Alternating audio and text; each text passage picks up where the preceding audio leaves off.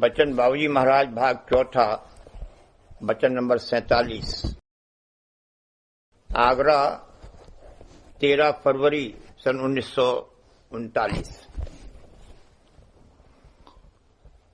पिछले वक्तों में मन और माया के बल से परमार्थ की कार्रवाई की जाती थी, क्योंकि सूरत का पता नहीं था और उसके अधिकारी जीव नहीं थे। इन लोगों की गति ब्रह्मांड के परे नहीं हुई, तीन लोक के अंदर रहे। जब मन और माया की शक्तियों के बल में कमजोरी आ गई और रचना करने का मतलब बरामद होने का वक्त आया, तब संत चरण पधारे और सूरत और चौथे लोक का पता दिया। इस युग का मत दीन गरीबी है और संत मत के अधिकारी जीव वे हैं जो इस देश को छोड़कर चौथे लोक में जाने का इरादा करें। मन के बल और माया के सामान से पेशतर के वक्त में अपने अपने दर्जे के परमार्थ की कार्रवाई हो सकती थी, मगर जब कलयुग में और खासकर जब से संत चरण यहां पधारे, मन के बल और माया के सामान व इनकी कार्रवाई का निषेध है। उस समय के ईश्वर कोटि जीव उन अभ्यासों और कार्रवाइयों को कर सकते थे। हाल के जीव कोटि श्रेणी के जीवों से वे पिछले जमाने की कार्रवाई और अभ्यास नहीं बन सकते। दूसरे यह कि जिस समय में वे बन सकते थे, उस वक्त भी उनसे वह फल नहीं प्राप्त हो सकता था जो कि संतों के मत के अनुसार कार्रवाई और अभ्यास करने से होता है।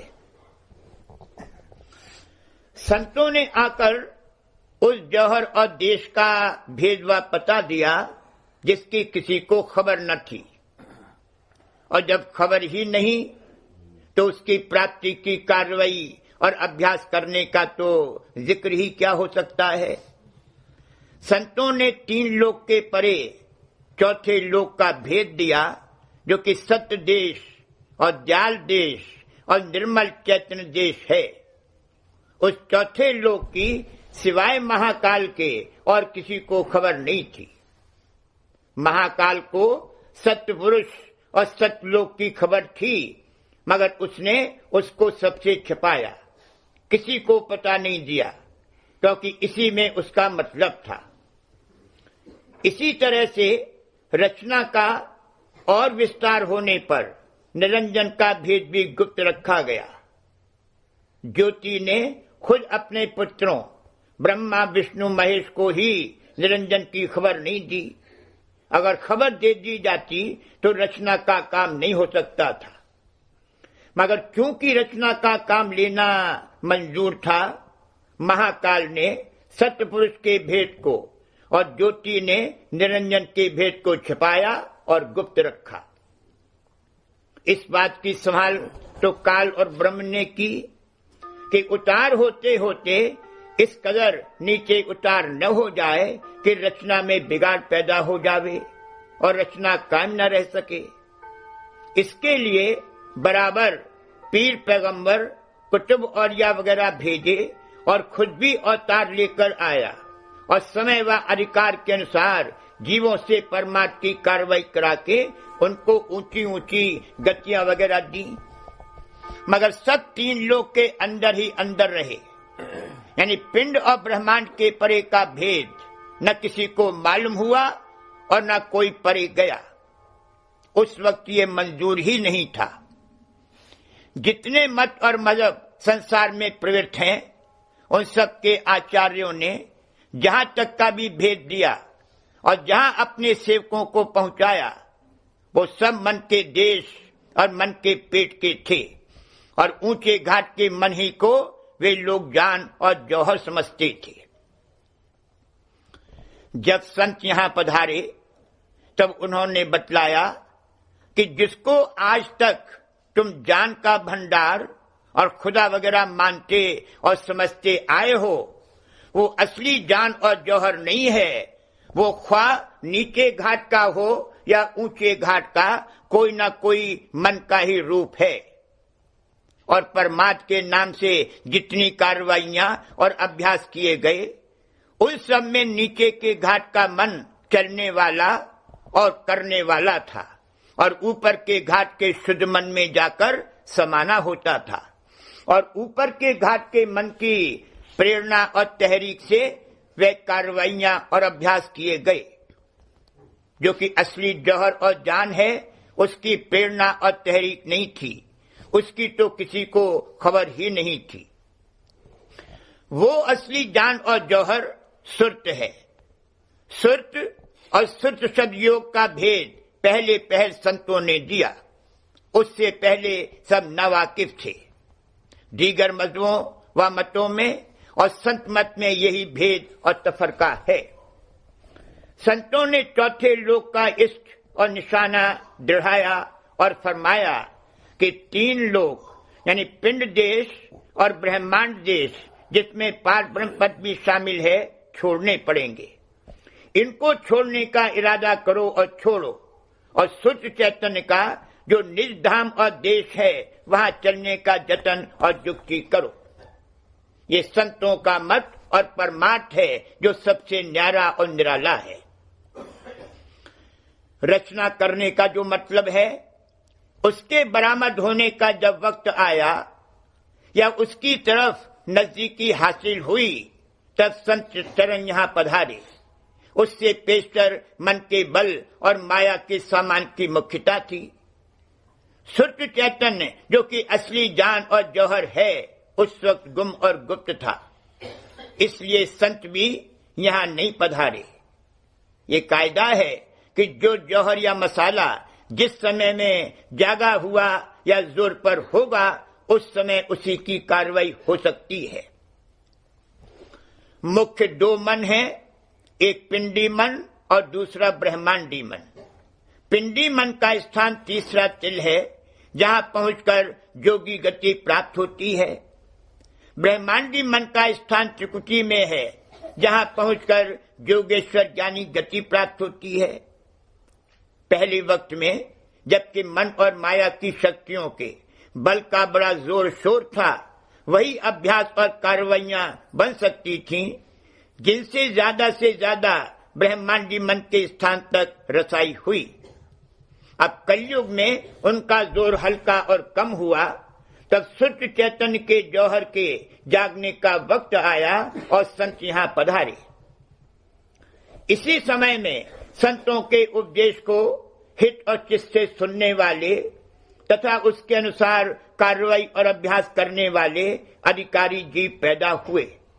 इससे पहले काल और ब्रह्म यानी ब्रह्मांडी मन के परमार्थ के अधिकारी जीव तो पैदा हुए, मगर संतों के परमार्थ को करने वाले जीव नहीं पैदा हुए। संतों का परमार्थ केवल सुरत द्वारा हो सकता है। सुरत का जागना ही संतों के परमार्थ का अधिकार है, और जिसमें कुछ सुरत अंग निकला होगा, वही संतों के वचन और उपदेश को हित और चित्त से सुनेगा और मानेगा। ऐसा जीव सुरतवंत और हंस जीव कहलाता है। वो कहीं पैदा हो, आंतरिक आकर्षण से संतों के सन्मुख खिंचा आवेगा और आते ही संतों के वचन पर प्रीत और विश्वास लाकर परमार्थ और भक्ति की कार्रवाई शुरू कर देगा।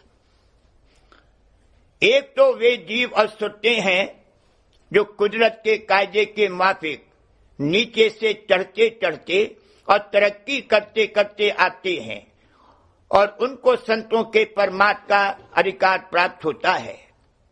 दूसरे वे जीव और सुरतें हैं जो ऊपर के देश में मुकीम हैं, और उनका अब और ऊपर जाने का और तरक्की करने का भाग जागा है। जब संत इस देश में पधारते हैं, तब ये सुरतें नर चोला धारण करके आती हैं और संतों के सन्मुख आकर भक्ति करती हैं। ये हंस जीव हैं। इन अधिकारी जीवों और सुरतों यानी हंस जीवों की लार में और बहुत से जीव संतों के सन्मुख खिंचे चले आते हैं। वे काग जीव हैं। हंस सुरतों की तरह सन्मुख आते ही परमार्थ और भक्ति की कमाई में वे नहीं लग सकते हैं, चाहे सत्संग में शामिल भी हो जाएं और संत मत के परमार्थ की ऊपरी अंक की कार्रवाई कुछ कर लें, मगर वह अंतरी कार्रवाई उनसे नहीं बन सकती जिससे अंतर में चाल चले। उनको अभी कर्म की जगह चुकानी बाकी है। जब वह चुक लेगी तब वो हंस श्रेणी में आवेंगे, मगर उनमें बीजा डाल दिया जाता है जो बराबर ये कार्रवाई करता रहेगा कि कर्म की जगह चुके और काक से हंस बने। फिलहाल उनको इससे ज्यादा मदद नहीं दी जा सकती और उन पर इससे ज्यादा दया नाजिल नहीं की जा सकती। अगर की जावे तो तोड़फोड़ हो जावेगी। सुरतवंत जीवों को दया का सहारा और मदद देकर परमार्थ और भक्ति कराई जाती है और वही कर भी सकते हैं। उनके लिए फरमाया है कि दीन गरीबी मत इस जुग का और गुरु भक्ति कर परमान। मन के बल और पुरुषार्थ से और माया के सामान से इस युग में जीव का कार्य कदापि नहीं बनेगा। इस समय में दीनता, गरीबी और गुरु भक्ति ही से काम बनेगा। सुर्त के नीचे उतार में मन और माया के संग से जो शक्तियां उत्पन्न हुई हैं, उनके बल और भरोसे को त्याग करना और उनसे माया के भोग विलासों में नीचे और बाहर की जानिब रुजुआत पैदा हुई है, उनको मोड़कर अंतर और ऊपर की जानिब मन और सुर्त को रुजू करना, इसका नाम दीनता है। बाहर से अंतर में रुख होना और मन के बल और पुरुषार्थ को छोड़ना दीनता है। जैसे परदेश में जाकर कोई शख्स महसूस करता है कि यहाँ मेरा कोई संगी और साथी नहीं है, सब मेरे दुश्मन और बैरी हैं। मैं परदेश में आन फंसा हूँ और चाहता है कि जल्द से जल्द मैं यहाँ से लौटकर अपने घर और देश को जाऊं। उसी तरह से दिल में इस तरह का भाव उत्पन्न होना और ये महसूस होना कि मैं सुरत रूप हूँ, मेरा ये देश और घर नहीं है, ये परदेश है, मैं यहाँ आन फंसा हूँ, कौन जतन और युक्ति करूं और अपने निर्धाम निर्मल चेतन देश में जाऊं, इसका नाम गरीबी है। ये दीनता और गरीबी तब आवेगी जबकि ये देश बेगाना और वीराना मालूम होगा और इस देश के दुखों से ही दुखी नहीं बल्कि इस देश से दुखी होगा और अंतर में इस बात की प्रबल चाह उत्पन्न होगी कि इस मन और माया के देश को छोड़कर हम निर्मल चैतन्य देश में जावें। इस देश में रहकर हमको सत्य सुख नहीं प्राप्त होगा बल्कि हमेशा दुख सुख में भटकते रहेंगे और आवागमन के चक्कर में झूलते रहेंगे। यहाँ सब हमको फंसाने और भरमाने वाले हैं, कोई हमारा सच्चा मीत नहीं है। भाई, बंधु, कुटुंब, परिवार सब दुश्मन और बैरी हैं।